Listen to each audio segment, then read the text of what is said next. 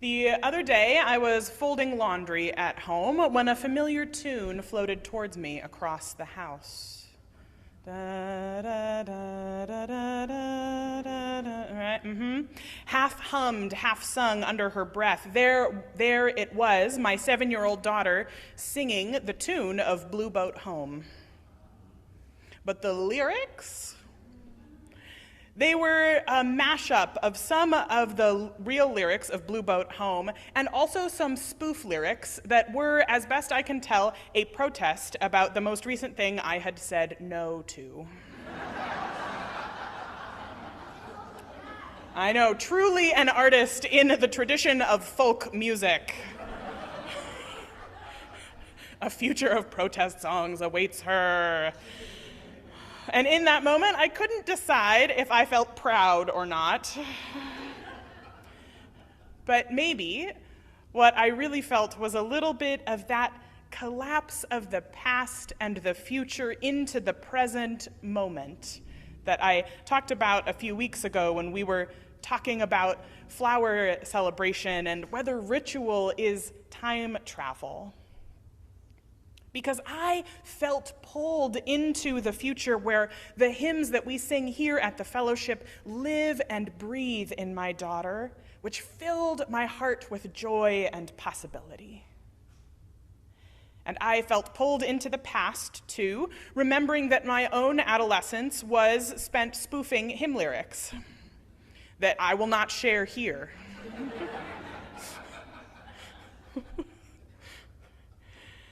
Sometimes my mom watches on Zoom, so we really cannot go there.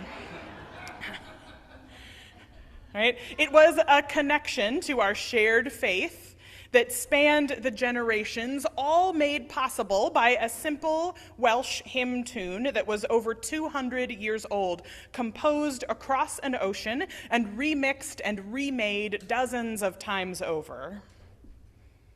And who knows how that tune came to Roland Pritchard in the first place?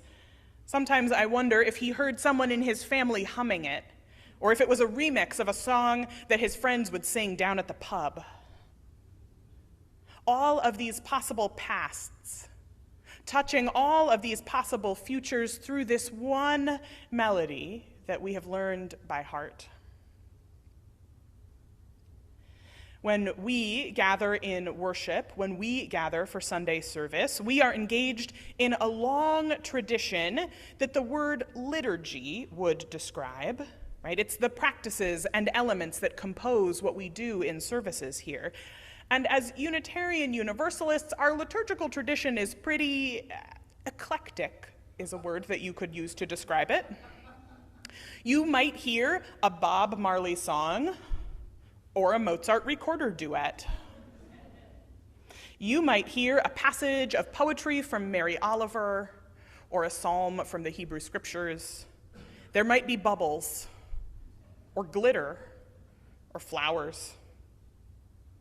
I like to think that we are doing our best to reflect the full spectrum of human experience in our services. But sometimes the pitfall of such an eclectic approach to things, where indeed, a few weeks ago we heard Bob Marley's One Love, today we heard a Mozart recorder duet, who knows what you'll hear next week. It's appointment television, guys. But sometimes when you are so eclectic, when there isn't such a prescribed liturgical tradition, sometimes we make the mistake of thinking that the service should always feel good. Right? That the music should always be to our taste. And rest assured, as a person who collects feedback on music in worship, right, by the nature of my job, I can say with incredible confidence that you all do not have the same taste in music.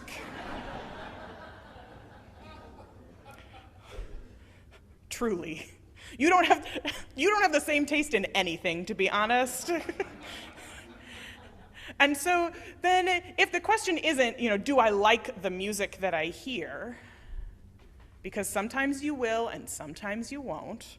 Then there is a deeper question underneath for me, which is that How does the way we do worship together and music, which is such a core part of how that lives and breathes in us, how does the way we make music together reflect who we are and who we want to be in the world? Not only as individual people, but how does that reflect who we want to be as a collective, as a congregation, as a community in the world? And as we heard today about the reality that many of the tunes we sing are in fact remixes of things from several centuries ago, how are we making music today that's going to propel us into the future? What are we doing today that someone is going to remix 200 years from now and forget that these dusty old hymnals from the year 2026 are where it got started? Now, the roots of the word liturgy are Greek, right? The term comes from the ancient Greek liturgia, which is a compound of laos, people, ergon, work. And before Christianity was even a thing, the word liturgia meant the public ceremonies of ancient Greece, right? Like, it was still, men in robes doing things up front. Right? So it meant the public work that fancy people did up front in order to sort of fulfill societal expectations, but over time it was adapted into the Christian lexicon, right, and used to describe the many components of Christian worship, and that we use it today as the word liturgy. And sometimes people think that that only applies to the really fixed, boring kind of thing that happens in other churches. But instead, liturgy is a word that's pretty big. It describes what happens in service. The fact that we ring that bowl is a piece of our liturgy, that we light the chalice is a piece of our liturgy. All of these things are pieces of our liturgy, the stuff that makes up our services. But a funny thing happened to Christian liturgy in its early years along the way. It stopped being the work that belonged to the people and started being something that kind of happened to the people. Right? The Catholic Mass of the early medieval period was something that the priests did, and that the people needed to be present for the sake of their own salvation, but they actually weren't supposed to see any of it. It happened behind a big sort of fancy screen. You were thinking to yourself, what? Yes. That this is what, right, in the early medieval period, that was what was happening in the Catholic Church. The priests did the liturgy behind a screen, but you had to be there or you were going to go to hell. What? I know. Can you believe that the Protestant Reformation happened? I can't. Right? And it's fascinating because the music that was part of that early medieval mass reflected the same sense that this highly structured sacred liturgy belonged to a select and tiny group of musicians and could only fit in a very narrow definition of musicality. And some of that had to do with the technology we had to transmit music at the time. You might think of, right, the music that you look at in your hymnal with the stave, which is all the lines, that's actually, in the human history, that's actually a pretty modern technology. It's just over 1,000 years old. And so the music that was first part of Christian worship was sort of a chanted melody that the priests and cantors would use to sing pieces of the Mass. And musical notation, like I said, it was in its infancy. And so they didn't denote rhythm, only sort of movement up and down. And it feels important to note that that doesn't mean that more complex music wasn't being made at the time. It's just that A, we don't know about it because it could only be transmitted by memory, and B, it did not belong in the church.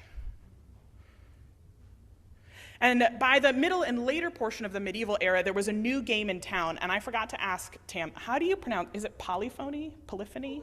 Polyphony, great. This is the problem with learning things in books, right? There was a new game in town called Polyphony. Wow. And polyphony, right, poly, many sounds, which began as sort of these improvised harmonies and counter melodies that they sang over that basic chant, and eventually evolved into multi-part harmonies with rhythm and those notes designated on that stave, like I said, those horizontal lines, to guide the singers of the different parts. But even that polyphony was something that happened to the people in attendance. The expectation remained that the gathered congregation was pretty much silent in Mass. But, as I previewed, any discussion that traces the history of Christianity across time, right, we now arrive at the great frenemy of Unitarian Universalists, Martin Luther. Right? It is no accident that the Lutheran church that Deb grew up in and described was one with full-hearted singing.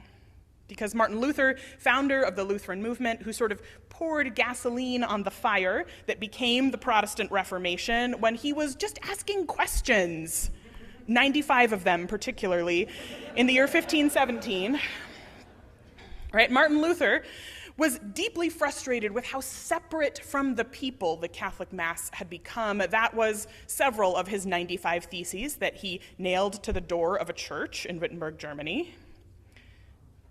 How separate the Mass had become, how something that was supposed to be the work of the people, the liturgy, had become something that priests did behind a screen to the people who happened to be in attendance. Luther believed that the music belonged to all of us, that the praise belonged to all of us. After all, he advocated for a priesthood of all believers. Why wouldn't he want a choir of the whole congregation? He insisted that hymns should be written in the local language and that hymn tunes feel familiar to the people who were singing them, so that they would be encouraged to sing. While this time, our friends in the Catholic Church were very busy with something called the Council of Trent, which I will not bore you with all the details of the Council of Trent, but among other things, they decided to double down on the idea that church music should only be in Latin, only sung by the choir, and should not even sound a little bit like a German drinking song. Which, though they were not in fact German drinking songs, many of the hymns written during Luther's life, they sound a little bit like German drinking songs. Because that was how they felt familiar to the people in the pews, so that they would sing along. The one concession the Catholic Church made was that you should be able to understand the Latin words that were being sung by the choir. Yes. Meanwhile, over in Geneva, Switzerland, John Calvin, who was the founder, not of Calvin and Hobbes, but instead the founder of the Reformed or Presbyterian traditions that ultimately, right, he was the founder of the traditions that ultimately birthed the heretics that would become Unitarians and Universalists. He was of the opinion that we needed to be singing more psalms from the Hebrew scriptures in worship, and encouraged the composition of psalters, right, which are songbooks meant to be sung by the congregation. Now, you may be thinking, what does this sidebar about Genevan psalter tunes have to do with us today? But to learn about that, we have to briefly meet a 16th century French composer named Louis Bourgeois, who composed some very nice secular songs that made rich people very happy. But like most musicians today, he did a variety of gigs, including several turns as a music director at churches where John Calvin was the minister. And this is a factoid that I found in one place on the internet, so here is your grain of salt, since I couldn't verify it from a second source. From an online hymn dictionary. In 1551, another French psalter appeared in Geneva with most of the melodies by Bourgeois, who supplied 34 original tunes and 36 revisions of older tunes. This edition was republished repeatedly, and later Bourgeois' tunes were incorporated into the complete Genevan psalter, and here is the fun factoid that I could not verify anywhere else. However, his revision of some older tunes was not uniformly appreciated by those who were familiar with the original versions. He was actually imprisoned overnight for some of his musical arrangements, but later freed after Calvin's intervention. And you might think to yourself, wow, thank goodness we are so removed from that kind of musical drama. Wrong. Several of the 1551 Psalter tunes are in our gray hardback hymnal published in the mid-1990s. If you would like, if you're the sort of person who likes to follow along, you could open now to hymn number 113 in the gray hardback hymnal. Hymn number 113 is one of my favorite hymns. It's composed mostly of questions. It's called Where is Our Holy Church? And it is one of Bourgeois' 1551 Psalter tunes called Saint Michael, often. But the lyrics are a little more modern. The lyrics to hymn number 113, you will see them credited to a Unitarian minister named Edwin Henry Wilson. Now, if there are any scholars of historical humanism in the room, no, okay. Edwin Henry Wilson is one of the Unitarian ministers who helped draft the original Humanist Manifesto. Right, he was a founding father of contemporary humanist movements. And also the fun fact is that there were versions of this hymn tune in other hymnals in the past, including one in a hymnal from the 1920s or thereabout that has some lyrics by Anne Bronte. I know.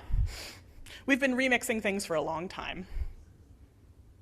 And so a little bit later when we sing this hymn, right, when we sing this hymn, we go back in time. We go back to Louis Bourgeois. We go back to Edwin Henry Wilson, to the lives they lived, to the times they faced. We go back to a church so averse to musical innovation that they sent a composer to jail. Yeah. We go back to a world waking up to a growing humanist movement and a Unitarian minister trying to figure out how to put into words that you could be a religious person without God. And I also get to go back to the UU church where I grew up, to the organist there, to the ways he played the hymn, how it felt to stand and sing it next to my family, every year a little taller and more able to see over other people's heads. Now I'm the one blocking other people's views. And when we sing it, we are present with each other, with our voices that rise and fall together, a living and breathing embodiment of the lyrics of Wilson's third verse. Where is our Holy One? A mighty host respond. That's you. You're the mighty host. And we are tugged forward to a future where these notes and these words have been reimagined, remixed, half forgotten, and set aside. Our call then is to keep making the music, to not get bogged down in the question of, did I like that hymn? I'm not singing it because I don't like it. But instead, how am I lifting my voice alongside the others here so that 100, 200, 500 years from now, people gather and sing, and some of who I was will live in them. May it be so. Amen.